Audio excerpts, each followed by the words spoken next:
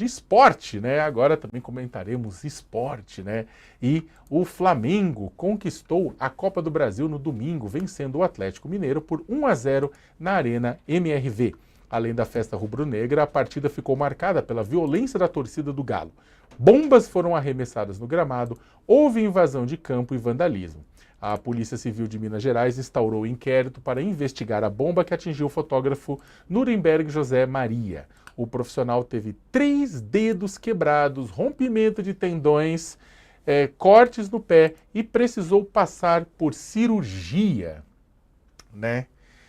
A colunista do UOL, Yara Fantoni, estava no gramado da Arena MRV e pode relatar tudo o que aconteceu em mais um episódio de selvageria bizarra no futebol.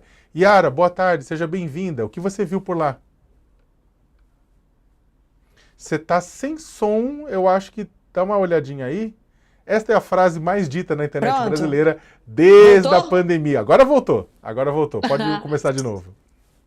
É só para começar mais leve, né? Diante de tantas barbaridades que a gente pôde acompanhar nesse jogo de Atlético Mineiro e Flamengo. Boa noite para todo mundo. A gente queria que a noite fosse diferente, que a gente começasse aqui falando num bloco de esporte de futebol, né? Mas infelizmente eu estava bem ao lado ali do fotógrafo que foi atingido. Inclusive, acabei de receber uma mensagem de WhatsApp enquanto aguardava para entrar, que ele deve ficar mais 3 dias no hospital, aguardando para ver como está o quadro dele, para ver se vai ser necessária uma segunda cirurgia.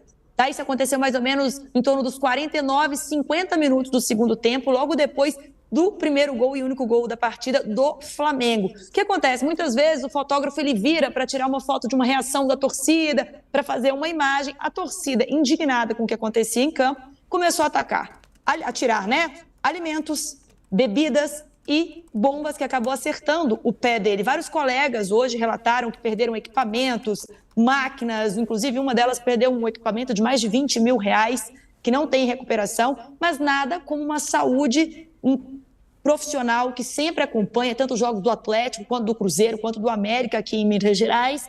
E ele foi levado imediatamente para o hospital e ontem mesmo passou por uma cirurgia. Então, no grupo de WhatsApp, a esposa dele fica informando, né? E os jornalistas muito chateados, muito tristes com tudo. Inclusive, o STJD vai indiciar e pedir, né, para que haja o fechamento, a interdição da Arena MRV. A tão sonhada Casa do Atlético tem tudo para ser interditada até que haja segurança e infraestrutura para que os jogos aconteçam por lá. Isso pode acontecer por cada ato em até 10 mandos de jogos. E, além disso, eles querem também que o Atlético, além de jogar fora de casa, jogue também sem a sua torcida, com os portões fechados. Então, assim, dor de cabeça atrás de dor de cabeça. A torcida, revoltada. No final ainda, começaram a tirar as grades, encapuzados, escondendo o rosto. Um verdadeiro vandalismo. A gente não pode generalizar, mas a gente viu atos que não correspondem com o futebol, não é o que a gente espera numa decisão de um campeonato tão importante como é a Copa do Brasil. Né? Então foi chocante, papel higiênico no campo, a Arena MRV ficou suja. Yara Fantoni, colunista aqui do UOL. Yara, obrigado pelo seu relato, né? E a gente lamenta, né? Era um momento de festa, era um momento de alegria, final de Copa do Brasil, né? Flamengo 5 vezes campeão da Copa do Brasil.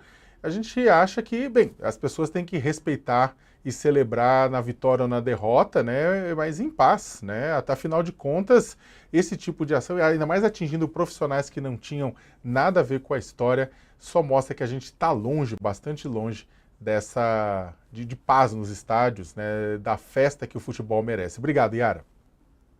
Uma ótima noite para você. De acordo com a polícia, houve outras ocorrências ao longo do jogo, como injúria racial, furto, desacato, agressão, ameaça e provocação de tumulto.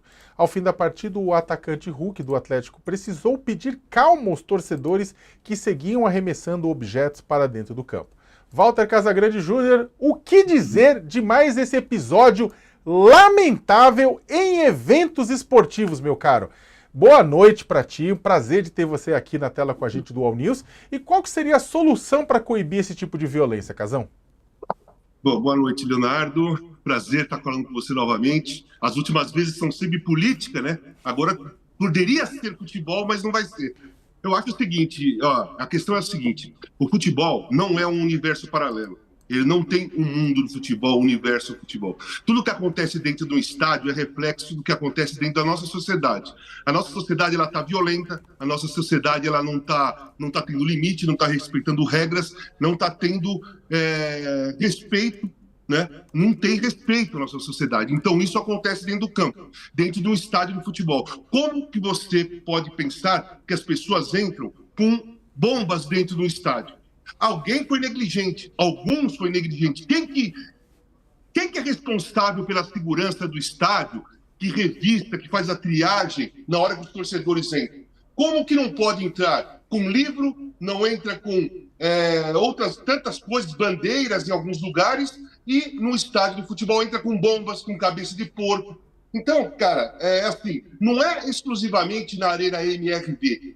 Ontem foi uma final de Copa do Brasil, uma rivalidade gigantesca com o Flamengo. O Flamengo já havia vencido por 3-1, a torcida do Atlético estava tensa, o jogo foi tenso, o Flamengo jogou melhor, venceu por 1-0 e poderia ter vencido por 4, 5, 6, porque realmente dominou o segundo tempo todo. Isso criou uma revolta, e as pessoas, os torcedores, que, na minha visão, quando entra numa parada, bombas, já viram terrorismo esportivo. Essas pessoas que foram lá dentro, que entraram com bombas, elas não entraram para soltar bombas só se o Atlético perdesse ou não fosse campeão. Essas bombas seriam soltadas de qualquer maneira.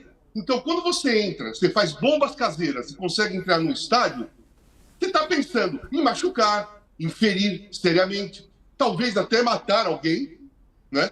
Agredir as pessoas, porque você está com uma bomba dentro de um lugar esportivo. Que ali você perde, você ganha, você pode ficar invocado, você pode ficar chateado, você pode ficar triste, você pode ficar super com raiva do seu time e você tem que ir embora para casa. Você não pode tentar fazer um terrorismo dentro do campo. As bombas, que eu saiba, explodiram dentro do campo. Feriram jornalistas, perderam equipamentos, e isso estoura lá na torcida. Isso estoura no meio deles, com crianças, com mulheres, com idosos, torcedores do Atlético. O que poderia acontecer dentro de um lugar que está todo mundo tumultuado? Ali no campo, as bombas foram soltadas, deu jeito, de alguma maneira, da maioria, sair fora daquele espaço. Mas lá na arquibancada, ou nos lugares que os torcedores estavam, porque a arena estava lotada, o que poderia ter acontecido se uma daquelas bombas ou algumas delas estourasse lá? Então, o que eu vejo é assim, falta segurança na sociedade, então falta segurança no estádio. Falta respeito e educação na nossa sociedade, falta respeito e educação dentro do estádio. Porque, repito, eu não gosto do termo o mundo do futebol, o universo do futebol. Isso, para mim, não existe. O estádio de futebol faz parte da sociedade. E o que acontece dentro da nossa sociedade passa para dentro do estádio, passa para dentro do campo, muitas vezes, passa para dentro de todos os lugares.